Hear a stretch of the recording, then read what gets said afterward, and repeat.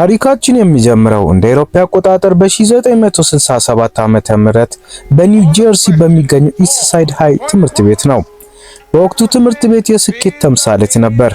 ወጣቱና ብርቱ መምህር ጆ ክላርክ ተማሪዎችን በሚስብ መንገድ የታሪክ ትምህርት ሲያስተምር እንመለከታለን። ነገር ግን የጆ ጥንካሬና ስሜታዊነት ከቢሮክራሲው ጋር ያጋጨዋል። በአንድ የሰራተኞች ስብሰባ ላይ ተጠርቶ እንዲሳተፍ ይጠየቃል።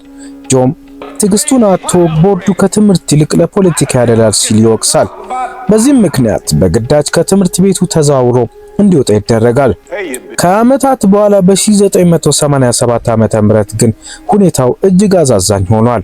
ኢስት ሳይድ ሃይ የግርግርና የኃይል ቦታ ሆኗል። ግንቦቹ በቀለም ተሸፍኗል።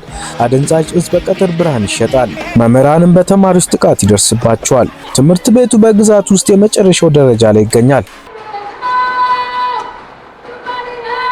መሰረታዊ ፈተናውን የሚያልፉት 38% ተማሪዎች ብቻ ናቸው። ይህ ውጤት በአጭር ጊዜ ውስጥ ወደ 75% ካላደገ መንግስት ትምህርት ቤቱን እንደሚረከበው ይገለጻል። ከንቲባ ቦትማን ለቀጣዩ ምርጫ ስለሚሰጉ ታምር እንደሚፈልጉ ይረዳሉ። የትምህርት ቤቶች የበላይ ተመልካችና የጆ የድሮ ጓደኛ የሆነውን ፍራንክ ናፒርን ያማክራሉ። ፍራንክ ይህንን ውጥንቅጥ ለማስተካከል ብቸኛው እብድ ሰው ጆ ክላርክ እንደሆነ ይጠቁማል። ጆንን የምናገኘው በአንድ አንደኛ ደረጃ ትምህርት ቤት ውስጥ ነው። አሁንም እንደቀድሞ ቁጡና ጥብቅ ነው። ፍራንክ ስራውን ሲያቀርብለት ጆ መጀመሪያ ላይ እምቢ ይላል። ምክንያቱም ከንቲባው ለፖለቲካ ጥቅም እየተጠቀመበት እንደሆነ ያውቃል። ነገር ግን ፍራንክ ታሪክ በእብድነት ብቻ እንዲታወስ ትፈልጋለን በማለት ይሞግቷል። ጆ ተግዳሮቱን ተቀብሎ ወደ ኢስት ሳይድ ይመለሳል። በመጀመሪያው ቀን ጆ ጊዜ አያጠፋም። አስቸኳይ ሰራተኞች ስብሰባ ጠርቶ ስልጣኑን ያወጃል። ካሁን በኋላ በስብሰባዎች ላይ የምናገረው እኔ ብቻ ነኝ ይላቸዋል። ትኩረት ያልሰጠውን መምህር ዝቅ ያደርገዋል። እንዲሁም በትምህርት ቤቱ ውስጥ ያሉትን አደንዛዥ እጽ አከፋፋዮችና ረብሻ ፈጣሪዎች ዝርዝር እንዲሰጡ ያዛል። ቀጥሎ በታዋቂው የመሰብሰቢያ አዳራሽ ትዕይንት ላይ ተማሪዎችን ይሰበስባል። የ300 ተማሪዎችን ስም እየጠራ ወደ መድረክ ያወጣቸዋል። እነዚህ መጥፎ አፕሎች በማለት መላው ተማሪ እያየ ወዲያውን ያባራቸዋል። የቀሩትን ተማሪዎች ደግሞ የሽብር ዘመን እንዳበቃ ነገር ግን መቆየት ከፈለጉ የትምህርት ቤቱን መዝሙር መማርና ሕጎቹን ማክበር እንዳለባቸው ይነግራቸዋል። ከተባረሩት ተማሪዎች አንዱ ቶማስ ሳምስ ነው። ሳምስ ጆን አግኝቶ ሌላ ዕድል እንዲሰጠው ይለምነዋል። ጆ ሳምሰንን ይዞ ወደ ትምህርት ቤቱ ጣር ይወጣል። እዚያም ጥብቅ ፍቅር በታከለበት መንገድ ሳምስ ራሱን በአደንዛዥ እጽ ሊገድል ከሆነ ለምን አሁኑ ከጣራው ላይ ዘሎ ራሱን እንዲያጠፋ ይጠይቀዋል። ልጁ በፍርሃት ተውጦ ያለቅሳል። ለመለወጥም ቃል ይገባል። ጆ አንድ የመጨረሻ ዕድል ይሰጠዋል። ነገር ግን ደግሞ አንድ ስህተት ቢፈጽም ለዘላለም እንደሚባረር ያስጠነቅቀዋል። የጆ ዘዴዎች እጅግ አክራሪ ናቸው። ግንቦችን ለማስተካከል ስራው ስለበዛ ደግሞ በቅጣት ላይ ያሉ ተማሪዎች እንዲረዱም ይደረጋል። አደንዛዥ እጽ አከፋፋዮችን ለመከላከልና ተማሪዎችን ትምህርት ቤት ውስጥ ለማቆየት የትምህርት ቤቱን በሮች በሰንሰለት ይቆልፋል። ይህ ማነጋጋሪ እርምጃ ይሆናል። ጆ ወደ ተቸገሩ ተማሪዎችም ትኩረት ያደርጋል። በዚህም አንዲት የቀድሞ ተማሪ የነበረችውን ጎበዟ ካኒሻን ካርተርን ያገኛታል። እናቷ ችግር ላይ እንደሆኑና ሕይወታቸው እየተመሰቃቀለ መሆኑን ሲረዳ እናቷን በግል ሄዶ ያነጋግራል። ከመፍረድ ይልቅ ለካኒሻ ትምህርት ድጋፍ ካደረገች ስራና መኖሪያ እንደሚያገኝላት ቃል ይገባላታል። ጆ ክላርክ ትምህርት ቤቱን ለመለወጥ የሚከተለው ብረት መዝጊያ መንገድ ብዙ ጠላቶችን ያፈራለታል። ከነዚህ መካከል ዋነኛዋ ሊዮና ባሬት ናት።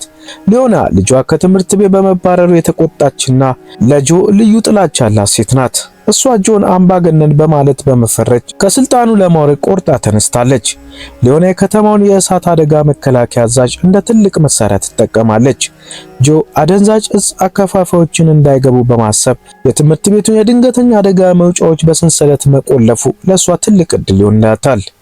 የእሷ አደጋ መከላከያ አዛዥ ይህ ድርጊት ህገወጥና ተማሪዎችን ለእሳት አደጋ የሚያጋልጥ መሆኑን በመግለጽ ከጆ ጋር ከፍተኛ ግጭት ውስጥ ይገባል።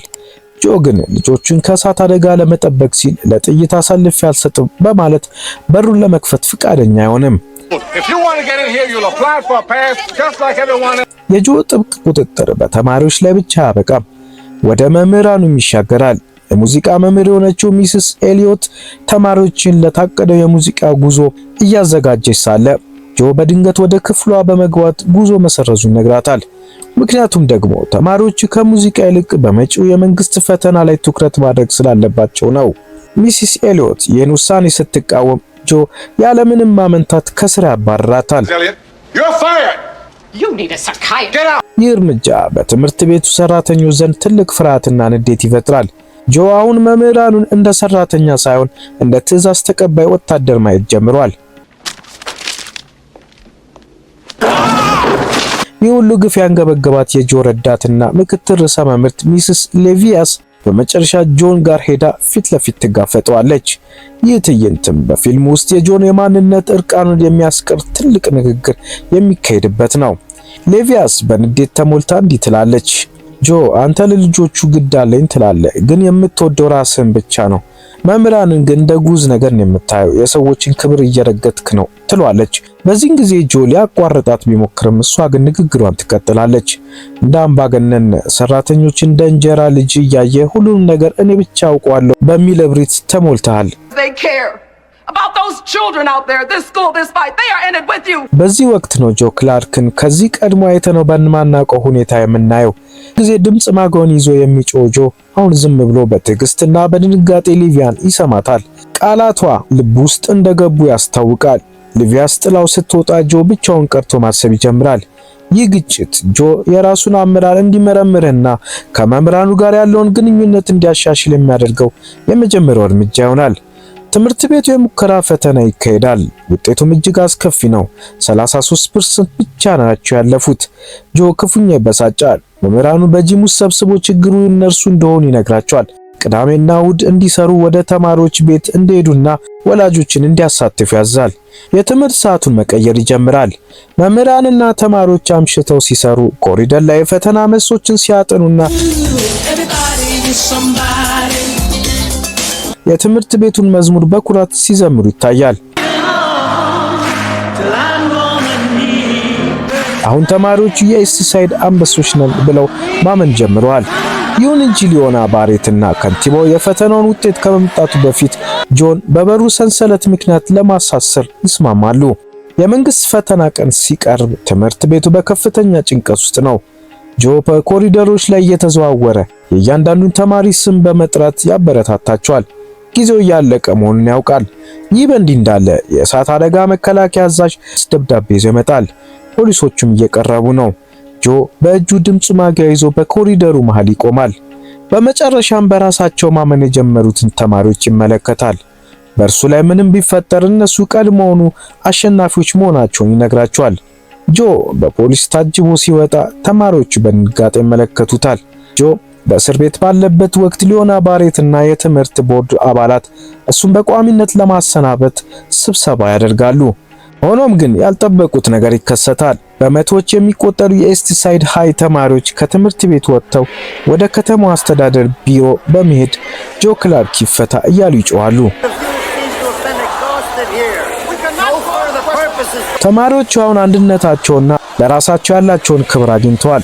ከንቲባው ተማሪዎችን ለማረጋጋት እየሞከረ ባለበት ወቅት ጆ ክላርክ ከእስር ተፈቶ ወደ ስፍራው ይመጣል። ተማሪዎቹ በደስታ ይቀበሉታል።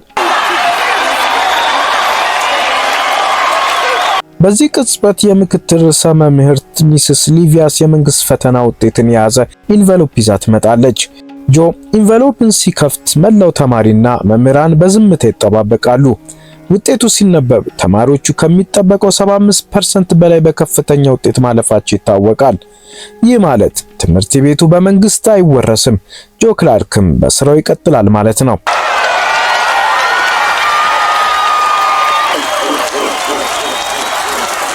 ታሪኩ የሚጠናቀቀው ተማሪዎች የትምህርት ቤቱን መዝሙር በኩራት ሲዘምሩና ቶማስ ሳምሰን ጨምሮ ብዙዎች ተማሪዎች የትምህርት ቤት ምረቃቸውን ሲያከብሩ በማሳየት ነው። ጆ ክላርክ በዲሲፕሊን የፈራረሰን ትምህርት ቤት ብቻ ሳይሆን የተማሪዎቹ የወደፊት ተስፋ ጭምር መገንባት ችሏል።